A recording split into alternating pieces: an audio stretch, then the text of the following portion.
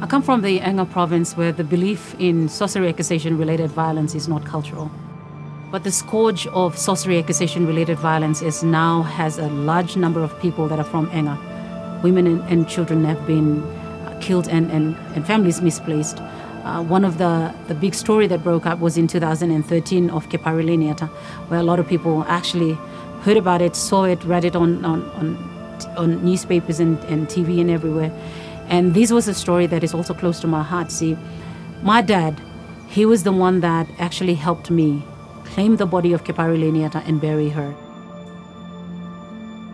My name is Ruth Kissam. I grew up mostly in about 5 highlands provinces.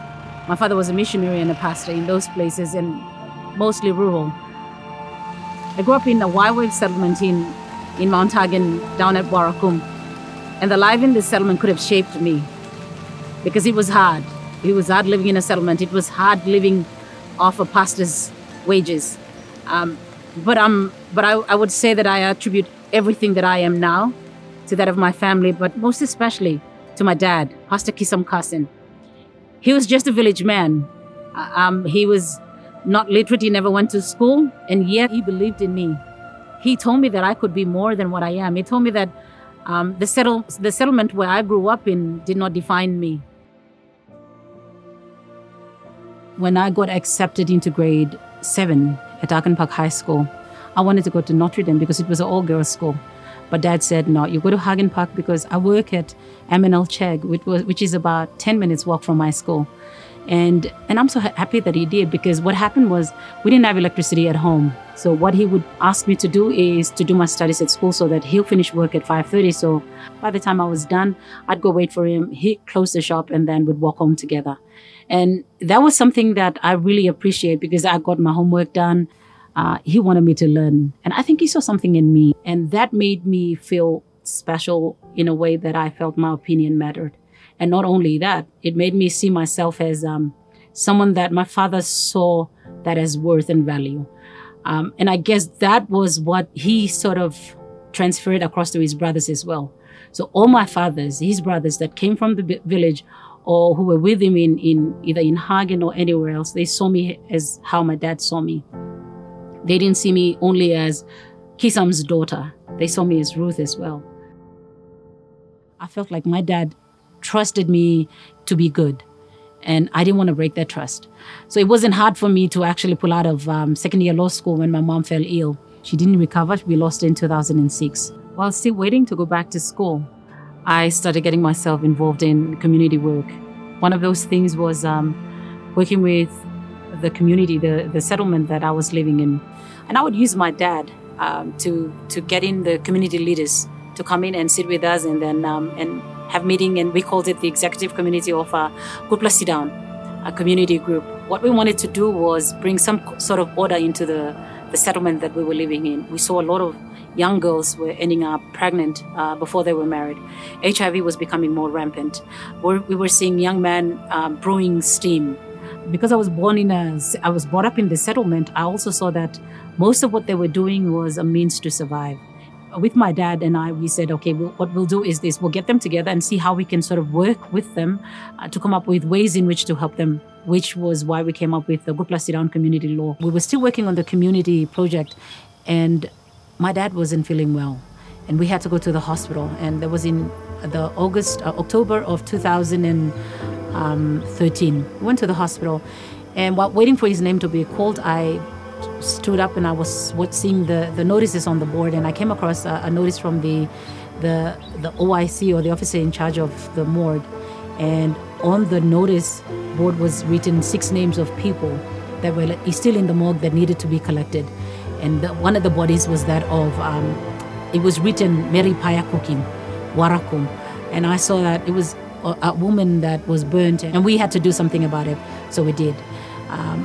We called in friends to help us out. The people from YWAM came in, helped me wrap up the body. And of course, Anton Lutz from the Lutheran Mission up in Wapnamanda was there. It was only 1 month shy. She was 1 month shy of her first anniversary. We buried her. At that time, I didn't know that she had a daughter. But it was 16th of November, 2017. I was in my office around 4 in the afternoon. I got a phone call from my dad again from a dad. And he got up and he said, look, you remember the woman that we buried? I just saw the husband, and he's saying that his daughter was tortured 3 days ago, and he couldn't get her out. So, and this is my dad saying, I don't care what you do, you have to get her out. And I remember at that time, I sort of went into a shock because this was a child I didn't even know. And my dad was like, I'm hearing that she is young. She's about 4 or 5 years old. I don't care how you get her out, you get her out. So that's what we did.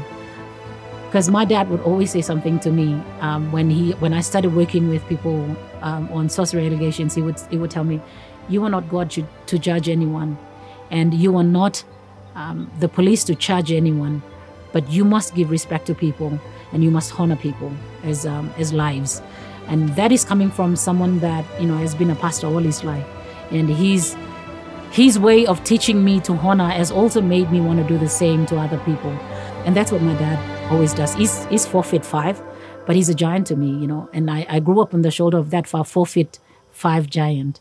He tells me that he doesn't take much to do what is right. It just takes one decision, and I've done that. And he died 2018 on the 29th of June. He died the way he lived, the Bible on his chest, smiling as he went.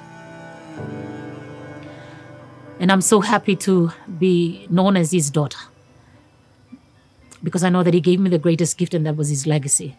And his legacy was honoring people, honoring lives, not to be in judgment of them, not to see them any lesser than they are, but to see them as humans, and every human deserves the right to be treated with dignity and with respect and with honor. And I've tried my best to live my life to do that to people.